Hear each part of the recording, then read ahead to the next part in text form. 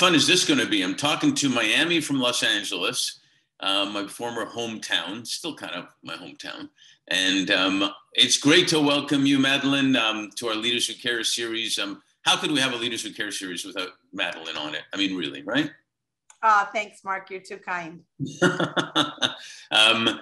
I guess a great way to start would be if you could please introduce yourself, a little bit about your background, family, maybe anything you can divulge on this show, something you've never told anybody else if you want, and whatever. But just, introduce yourself, tell us a little bit about you. So Mark, I was born and raised in Miami, in Hialeah, actually, which is a city in Miami, which if you're from Miami, you kind of know.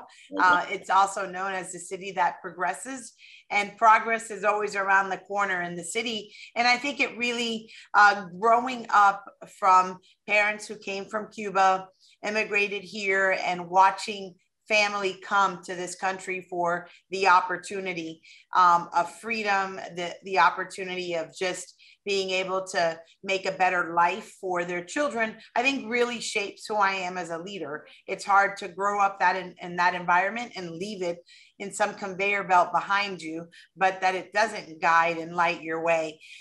Like many in our community, I attended Miami-Dade College. At the time, it was Miami-Dade Community College, and I attended on a basketball scholarship. And I knew how to do one thing well, and that was play basketball. And like many in our community, Miami-Dade really gave me the solid foundation to really kick off an academic career. And I went on and graduated, worked in banking in Miami, and found my way back to the college. I actually started as a part-time assistant women's basketball coach and a part-time academic advisor at the college. So to come back now and lead it as the first female president is certainly a privilege, and to just come back to my hometown and make the contributions and the impact that I've seen the college make in our community for so many decades. Yeah, I was kind of thinking of you as in the Lion King, but switched to the Lion Queen of the circle of life when you were telling me that, and how it is a full circle in a way. Tell us a little bit, if you don't mind, about your family. My parents, like so many here in our community, left and fled Cuba and communism and in the 60s. And, when they came here, they were processed at the Freedom Tower. It serves as a beacon of hope in the middle of downtown Miami. It's the Ellis Island of the South. And at the time, it was the refugee center where many of the Cubans, like my parents, were being processed there. And you didn't really get to stay in Miami. You were sent to Texas. And then they found their way to New York in a one-bedroom apartment with my aunt, and finally came down to a little bit more warmth and palm trees and, good music, and made, Hialeah home. And they then just, went about raising their family and bringing their family from Cuba. I think in my formative years, every week or so often someone was staying at my home, where basically my parents were helping them get started with a job, an apartment of their own, and certainly a lot of hand-me-down clothes to get their start. And that happened for many years until, both my parents brought siblings and parents, to the United States, and particularly to Miami, to build a new life. I always find it fascinating what we can learn about family and community and all that hard work, but it wasn't looked upon as hard work. It was looked upon, that's what you do, right? You let people in, you bring people in, you help them, and and that's what you do. And it's something that we could bring forward now, I think, quite a bit, as well. So that's the circle of life to this point. I wanted to ask you, with being president of Miami-Dade College now, there's so many women, maybe even a stereotype, that have been in teaching for years. Why do you think a president of a college was perceived so long as a man's job? I would say to you, it still is. 60% of enrollment in colleges and universities across the country are women. Women lead in enrollment. 60% are our demographics here in Miami-Dade, and they're pretty consistent across the country. However, 29% of college and university presidents are women.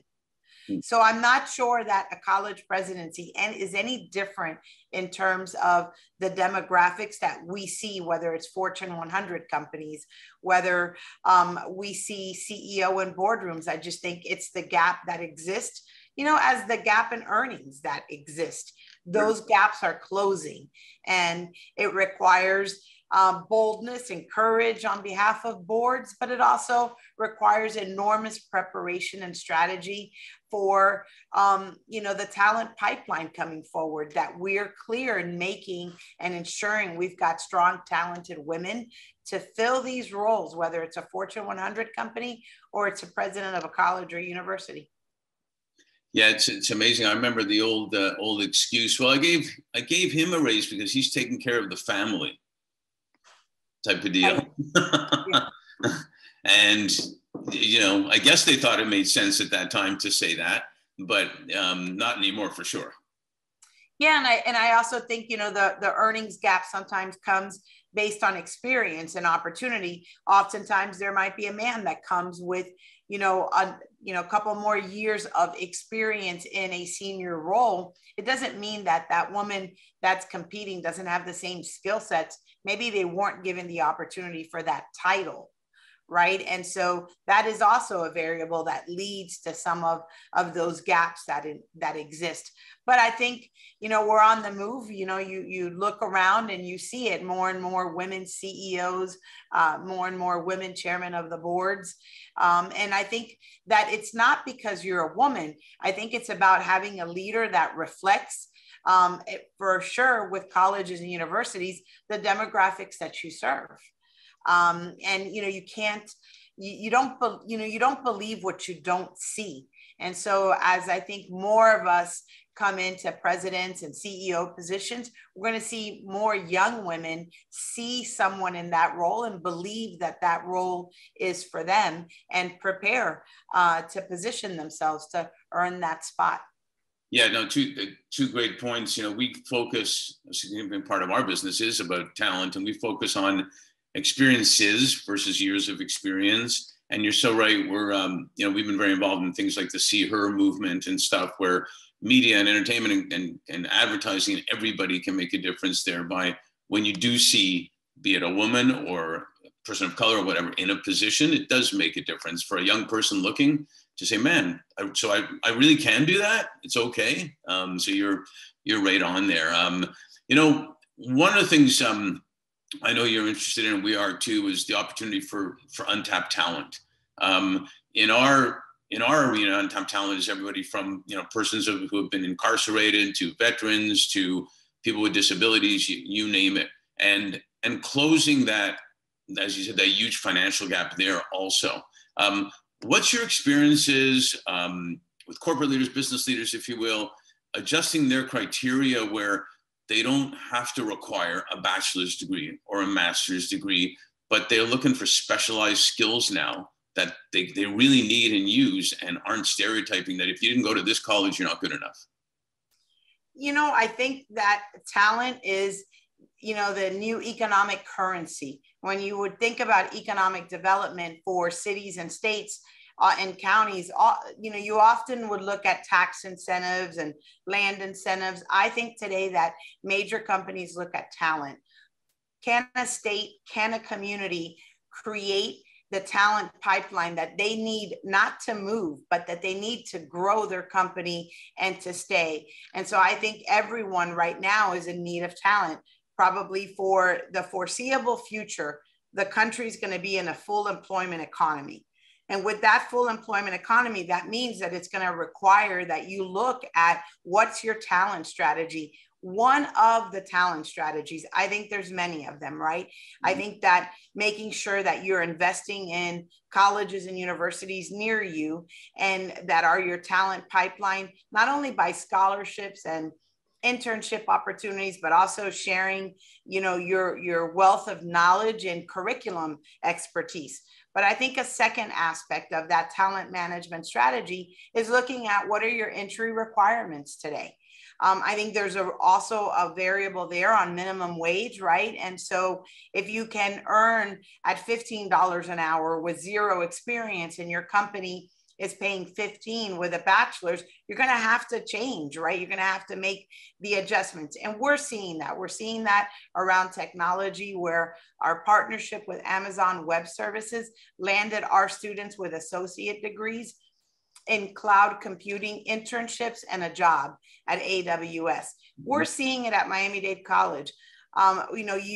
When we hired an academic advisor previously, you'd have 3 years experience. Well, we remove the experience, right? We want to make sure if someone has the credential, we'll kind of level you up to the experience that you need. And if someone has the experience, how do we level you up to the credential you need?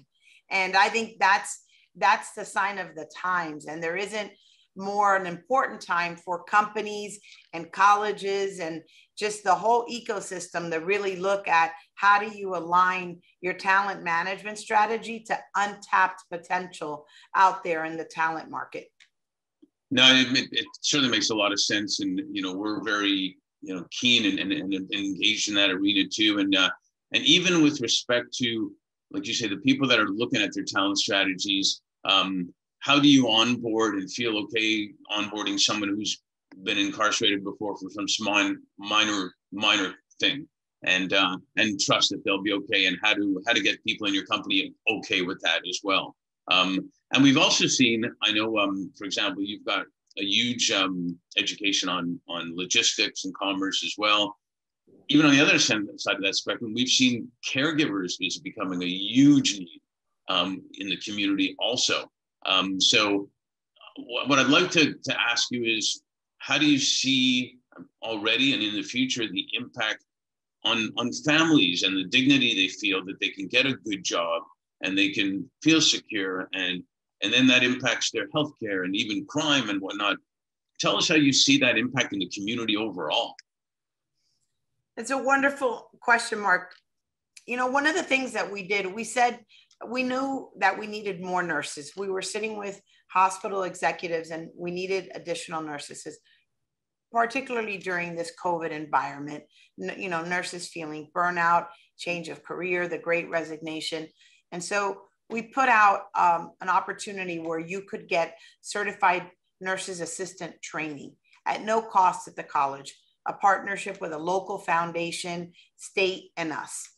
And we put out, and we thought it would be about 50 people. The interest was 1,800.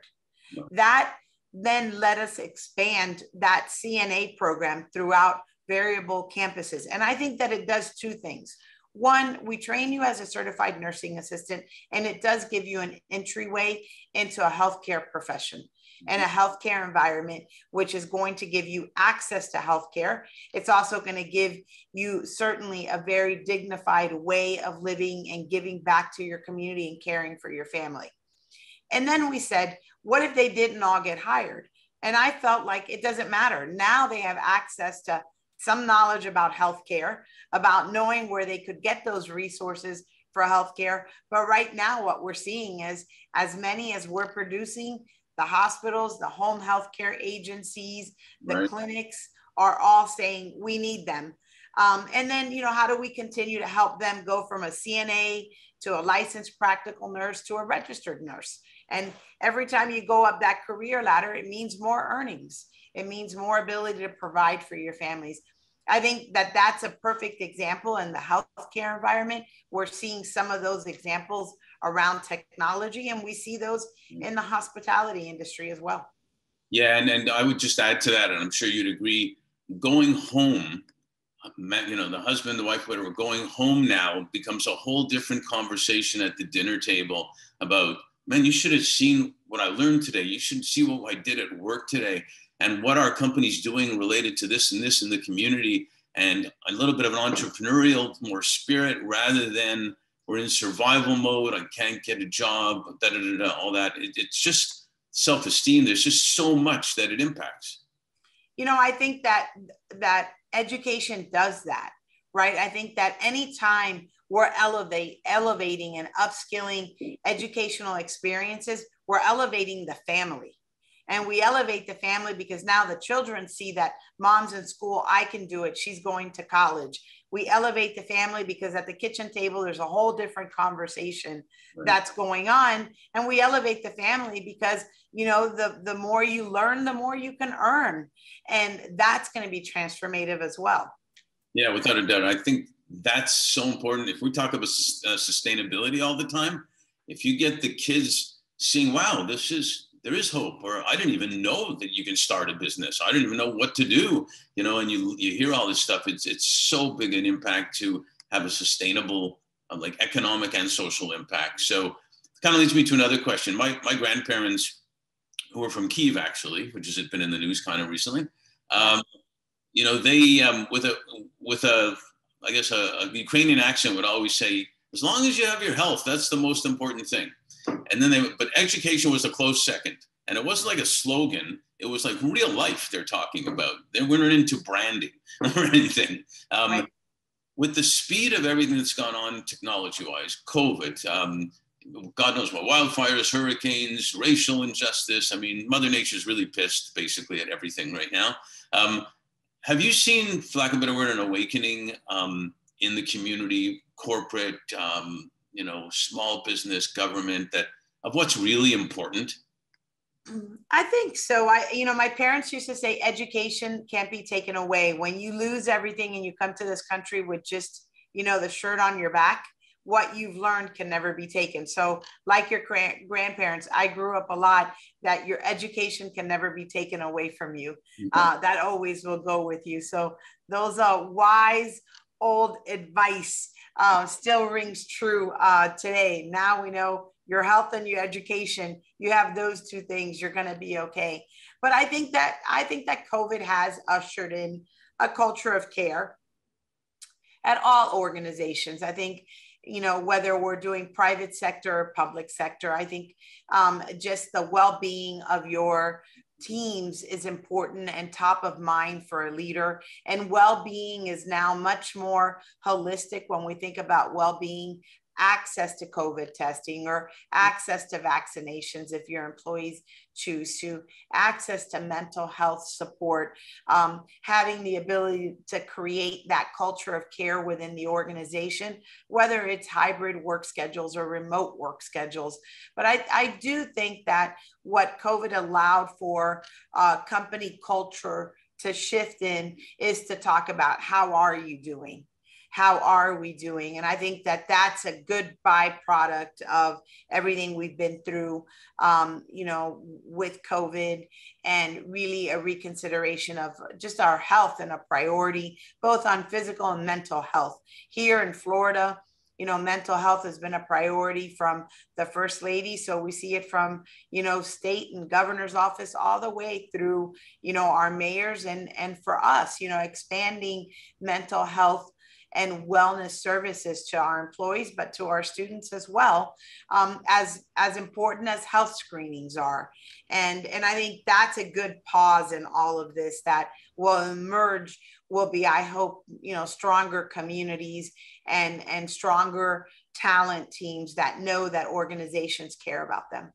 And it's kind of, we always use the expression, it's funny, it's never funny, I don't know why I use that expression, but it is funny that it seems not to be rocket science. Of course, if you care about the well-being of your talent and everybody, things are going to be better. And for some reason, mental health became like a stigma that you call in with the flu, even though you're depressed, because you don't want it to get on your HR documents or whatever. Makes no sense whatsoever, which is probably a reason, one of the key positions we're finding now for companies is chief well-being officers. Which helps with their talent acquisition because people want to know, yeah, you care about my health, but you must really care about it that you have a chief well-being officer type of thing there. So these things are important. And one of the things we've always talked about is that you can have economic and social impact at the same time. In fact, your business can do better if you're doing good at the same time. So I'm happy that well-being is there. And there's an education behind that too. And, it's not just, a treadmill. I remember years ago in Miami, I won't say what company, they said, well, you got a job, we'll give you a treadmill and a gym membership, everything's fine. That's not the whole gambit, because not everybody even feels comfortable going to a gym if their boss may be there at the gym. Right. For 100%. And I'll say, look, not too long ago, you called and you said you had a slight fever and a runny nose. You said, oh, come in anyway, just come into the meeting and then maybe you can head home, but I need you to come in. Not too long ago, we were telling people, come into the office is sick, right? Everyone. Now we're like, no, stay home. Jump on that email, work remotely. Let's not all get sick. So, we were just talking about that in a meeting, how people used to just come in with all kinds of viruses and you were applauded for coming in sick. Now everyone, runs out of the room real quick. It's a badge of honor that you're tough or something. I don't know. One thing I also found, a couple more things I want to share, is that with having to be remote and having working from home, two things I think have happened. I think leaders have learned more that they really have to trust their people, which is a key aspect of leadership, is that you do trust the people that are working with you to get something done. And a really good person will appreciate that, whether it's a coach in sports or a boss, that you really do trust. You think I can really do this, you trust me. So that had to happen by force, that you had to trust someone at home. But I also think, and I love your comments on this, that to the point of well-being and the point of missing all the social contact and being together, we also had to learn how to develop relationships and care about everybody on this device that we're doing right now. Don't you find that?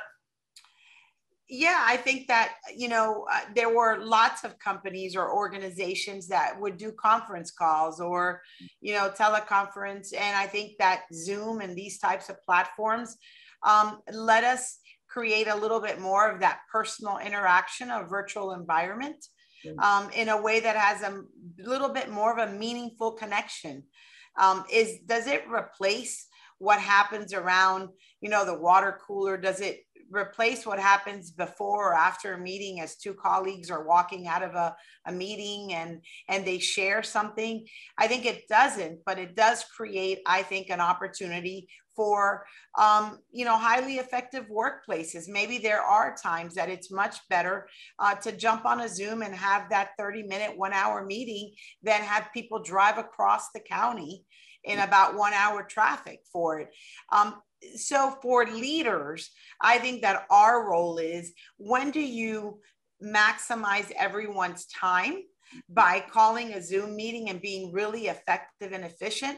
And then how do you use those in-person meetings to make sure that you're creating intentional cultivation, culture of care, that you're allowing for those meetings to be a little bit, there's a before and an after, and people are talking, right? And I think that we now have another communication tool. We had emails and we had memos and we've had meetings. Now we've got Zoom meetings. We've got these other tools of communication, whether you're doing things on Teams, that really does, I think, help the communication strategy for any leader, and especially as you try to optimize the effectiveness of teams throughout, whether you're in the private or the public sector. And I think people appreciate that. I think people really do appreciate turning on their camera at their desk and not having to schlep across town to a meeting. Yeah, there's no doubt. And you phrased it the best way. It's another tool.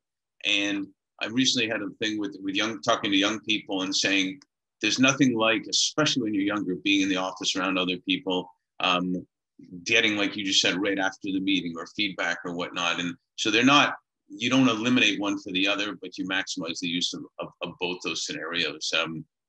Very smart, wise words. So lastly on this, in 2021, I had a client that was talking to me about 2020. And he said, it's funny, but 2020 was like a year that flew by slowly. And I thought about that. That's kind of interesting way of describing it. And it kind of makes sense. And now it seems like it was so far away and not so far away at the same time. But with that said, we're now in 2022. And what are you most grateful for that has happened, and what are you most hopeful for? It's a great question.